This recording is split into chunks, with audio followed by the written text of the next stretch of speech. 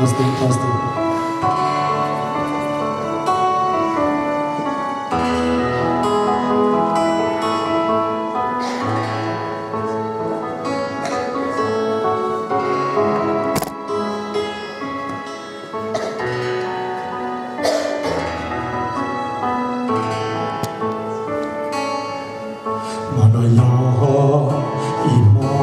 Chúa sinh chắp lòng ý trong tin lo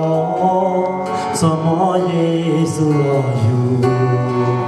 không ta tu Chúa tu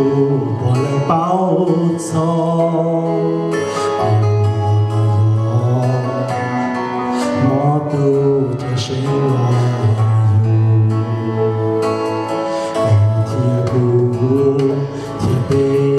chân chúa tu hiện đi trong xia lo bé khô và chữ tu nhìn nó tu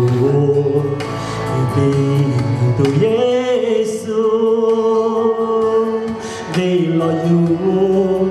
đó luôn tiệt tên nó mò nó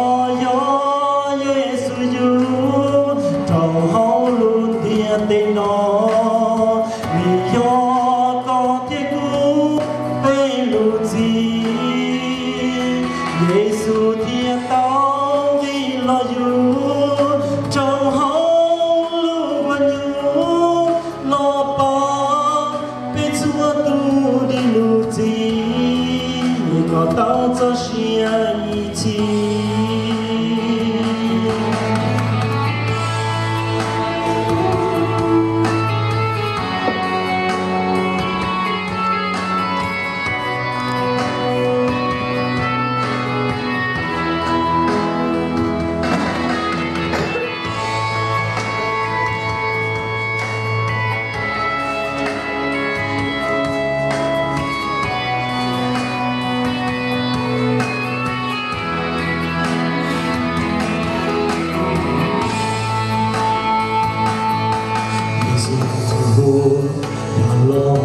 cho hậu kế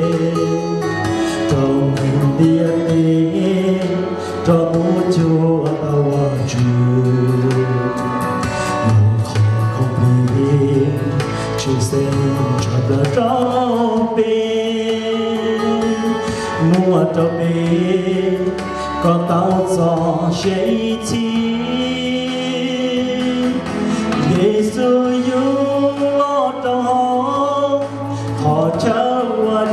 chữ phê vì do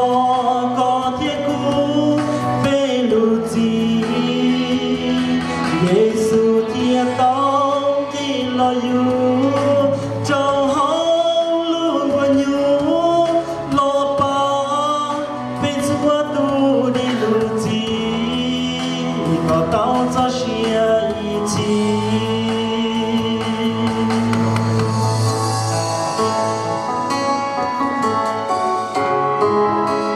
Chúa Giêsu yêu, do là cho con thiết trời cứu, biết số tu anh trình, biết số tu anh giải yêu không biết nữa, bây giờ tao giải cho xuyên để làm huyết gì, trong xuyên chắc là lì, của anh chủ biết là lấy bên trình, biết tôi nhỏ, biết tầm nói lên nó, bây giờ mình biết Chúa Giêsu yêu